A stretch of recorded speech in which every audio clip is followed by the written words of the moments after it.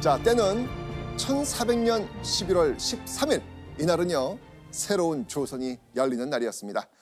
개경 수창국에는요, 왕실 종친들은 물론이고요, 모든 신하들이 모였습니다. 잠시 후 용머리 장식이 달린 화려한 가마가 궁으로 들어옵니다. 그리고 그 가마에선 예복을 입은 한 남자가 내리죠. 그 남자가 누구다? 이방원. 네, 맞습니다. 바로 조선의 새로운 역사를 쓸 태종이 왕으로 등극하는 날이었던 것입니다. 태종은 모두를 내려다보며 이렇게 말합니다. 각각 마음을 경건히 하고 힘써 나를 돕도록 하라. 그리고 그때 뿌듯한 미소를 띠고 태종을 바라보고 있는 한 여인이 있었습니다. 바로 태종의 조강지처 원경왕후였습니다. 남편이 왕위에 오르는 이날 원경왕후는 표현할 길이 없을 정도로 크게 감격했겠죠. 숱한 어려움 속에서도 남편의 주기만을 위해 달려온 날들이 떠올랐기 때문입니다. 자, 그러면 태종과 원경왕후의 인연은 어떻게 시작되었을까요? 민재는요, 일찍이 이방원을 좀 사윗감으로 눈여겨봤던 것 같아요. 진짜? 네. 결혼 전에 이방원은요, 개경으로 유학을 와서 이성계의 경처, 강씨 집에서 공부를 하고 있었습니다. 그때 변방에서 온 이방원이 모두가 깜짝 놀랄 사건을 하나 만들어냅니다. 뭐였냐면요, 날고 긴다는 권문세족 자제들 사이에서 성균관, 입학시험인 진사실 무려 2등으로 당당히 합격을 한 거예요. 그때 이렇게 보통이 아니다. 자, 그렇게 중앙정계에서 발이 넓었던 이 민재의 귀에 이방원이라는 사람이 대단히 총명하다라는 소문 들렸겠죠. 그죠? 이 민재는요, 이방원이라면 민씨 집안 사이로 합격이라고 여긴 겁니다. 그리고 미래가 기대된다. 한번 믿고 키워볼 만하다. 뭐 이런 생각하지 않았을까요? 자, 근데 교수님, 이 민씨 가문과 이성계가 이 사돈이 될 수 있었던 다른 이유도 있지 않습니까? 예, 그렇습니다. 민재가 볼 때에 신흥무장인 이성계 집안과 연을 맺게 된다면 가문의 세를 더 성장시킬 수 있는 발판을 마련하게 되는 거고, 이성계 입장에서 권문세족과 결혼해서 사돈 관계를 맺는다고 한다면 가문의 세를 더 확장시킬 수 있으니까 두 집안 모두 서로 윈윈인 결합이었던 거죠. 그렇게 민재의 두터운 신임 속에서 결혼하게 된 두 사람이 바로 18살 원경왕후와 16살 이방원이었던 겁니다. 자, 그러면 두 사람의 신혼집은 어디였을까요? 신혼집까지 저희가 중요한가요, 신혼집? 어딘가, 아니 신혼집은 어디가 중요하겠지요? 네. 중요하니까 질문하시죠. 아, 중요할 거야, 중요할 거예요. 자, 바로 민재의 집이었습니다. 조선시대 초중기까지는요, 남자가 처가에서 사는 게 일반적이었습니다.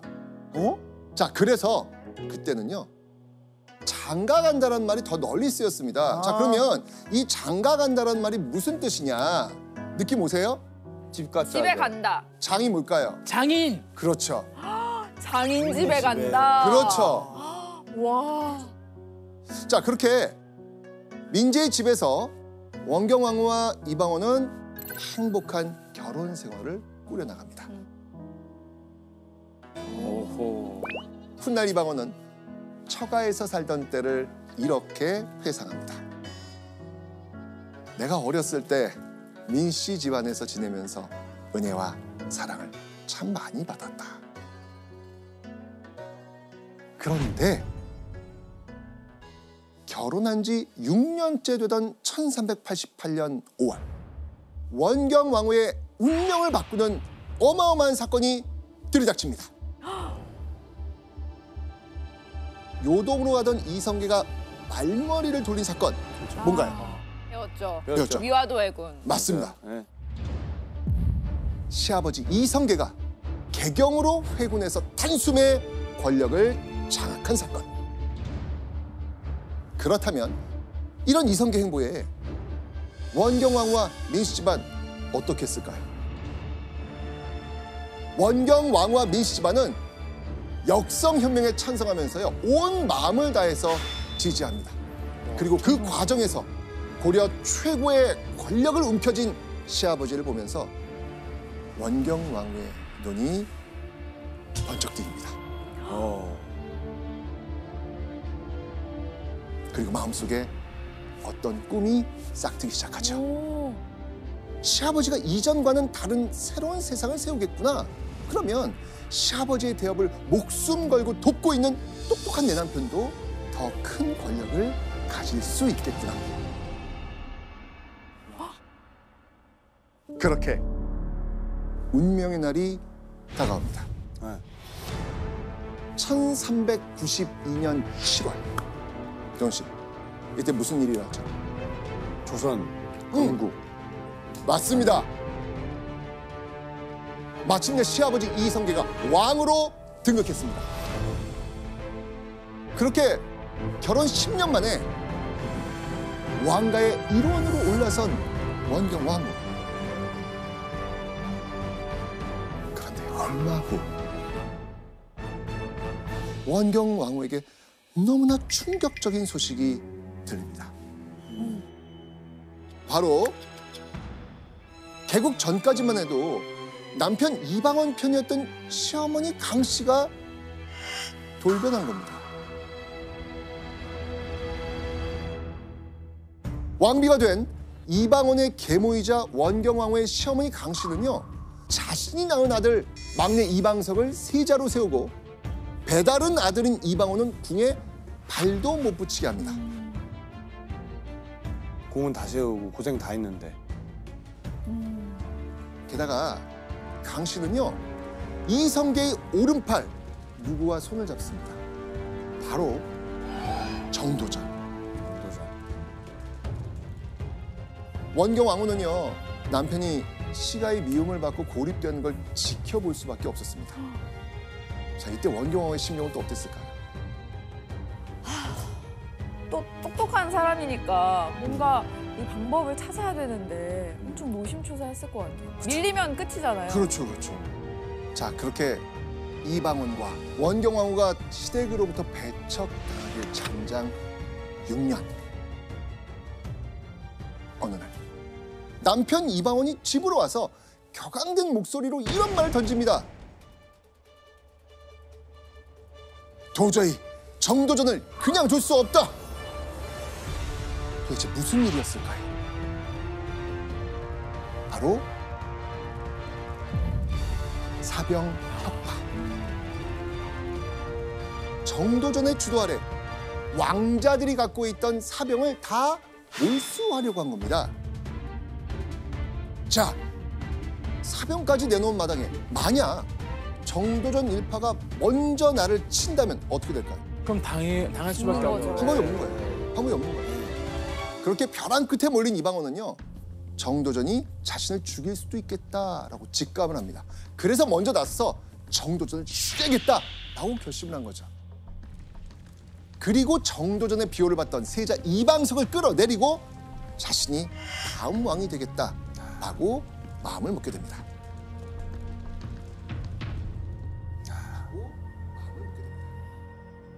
그렇게 1398년 움츠려 있던 이방원이 칼을 빼듭니다. 도현 씨, 네.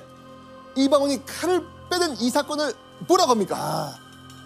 왕자의 난. 오! 아, 너무. 바로 왕자의 난. 원경왕후 입장에선 사실 이 남편의 선택은요, 가족들의 운명이 걸린 일이었습니다. 만약 1차 왕자의 난이 실패하면 민씨 집안까지 싹 다 역적으로 죽을 수 있는 위험천만한 상황이었습니다. 그렇죠. 근데 이때 원경왕후가 조용히 남편을 데리고 어디론가 향합니다. 그리고 이방원 앞에 뭔가를 내놨죠.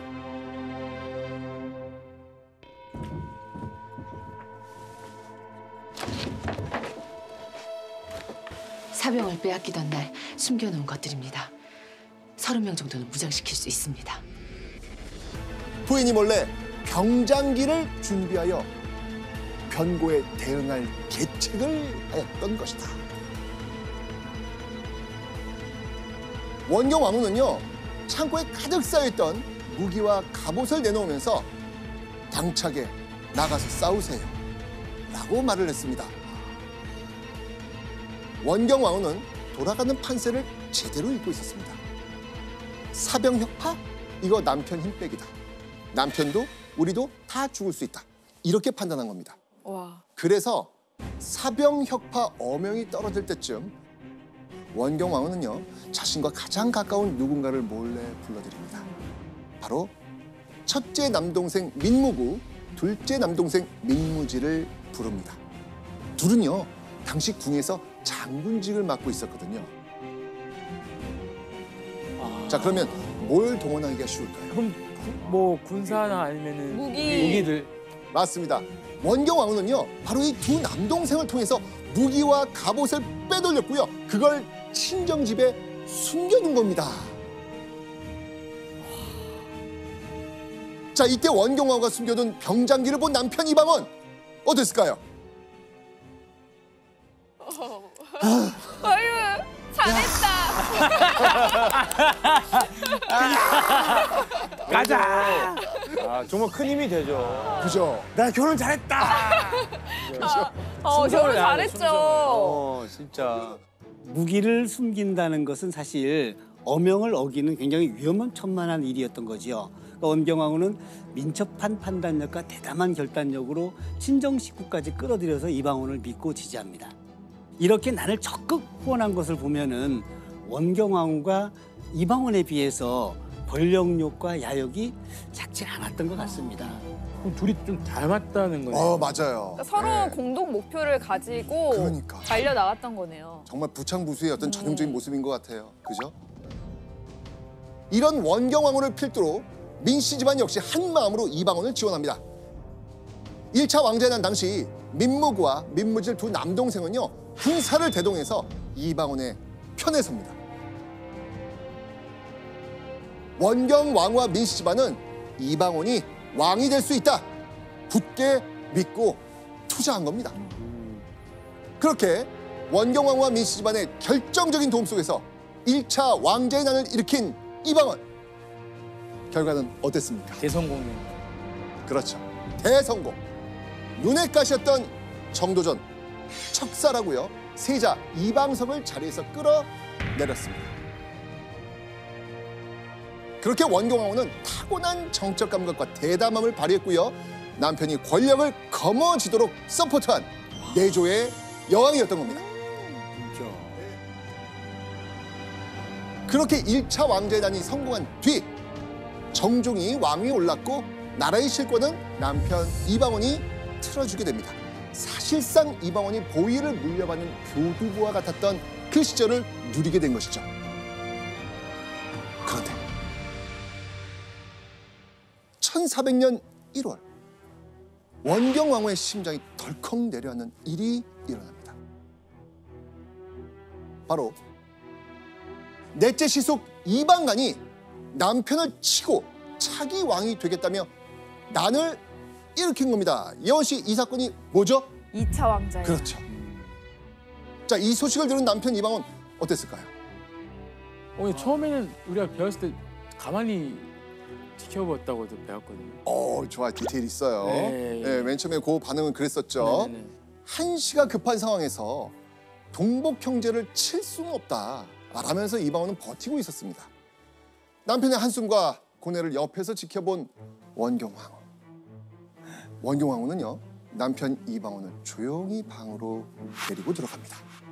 자, 그 방 안에서 어떤 일이 있었을까요? 또 새로운 무기를 보여주네. 부인이 곧 갑옷을 꺼내 입히고 단위를 더하고 대의에 의거하여 권하여 군사를 움직이게 하였다. 자, 원경왕은 지금 뭐 한 겁니까? 싸워라. 약간 등 떠밀어서 너 나랑 네. 싸워라. 안 갈래 안 갈래 따라와봐요 해가지고 이제 입힌 거죠. 약간 이것만 따르면은 그 이방원은 전혀 생각이 없었는데 아내가 이거를 부추겼다라고 쓰여 있는 것 같은데요? 그리고 안 치면 우리가 위험해지니까. 네. 맞습니다.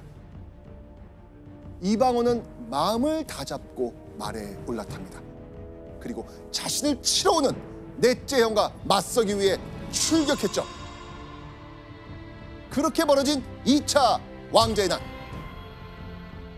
원경왕후는요, 팽팽한 교전 상황을 전해드리는 게 초조하게 기다리고 있었습니다. 그런데 그때 원경왕후 눈앞에 충격적인 상황이 펼쳐집니다. 이방원이 타고 나간 말이 화살을 맞고 피를 흘리면서 집으로 돌아온 겁니다. 말만. 자, 그걸 본 원경왕후는 무슨 생각이 들었을까요? 잘못됐나? 끝났구나. 남편이 죽었구나. 머릿속이 하얘졌겠죠. 그런데 그때 원경왕후가 주변 사람들이 깜짝 놀랄 행동을 합니다.